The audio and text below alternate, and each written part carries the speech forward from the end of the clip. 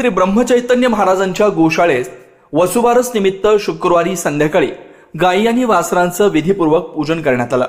नमो गोभ्यः श्रीमतीभ्यः सौरभेयिभ्य एव च नमो ब्रह्मसुताभ्यश्च पवित्राभ्यो नमो नमः। नमो गोभ्यः श्रीमतीभ्यः सौरभेयिभ्य एव च नमो ब्रह्मसुताभ्यश्च पवित्राभ्यो नमो नमः। यावेळी भाविकांनी केलेल्या श्रीरामाच्या जयघोषानं समाधी मंदिर परिसर मंगलमय होऊन गेल्याचं पाहायला मिळालं।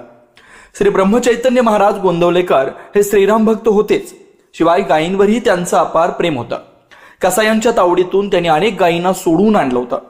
गायींना जीवदान देणाऱ्या श्री महाराजांना गोपालक श्रीकृष्ण अवतार देखील मानलं जातं। श्रींच्या नित्य उपासनेदरम्यान देखील मोठ्या भक्तिभावानं गोपूजन केलं जातं। येथील वसुबारस सोहळा देखील भाविकांसाठी भक्तिभावाची पर्वणीच असल्याचं पाहायला मिळतं। दीपावली निमित्त श्रींचे समाधी मंदिर विद्युत रोषणाईनं सजवण्यात आलं।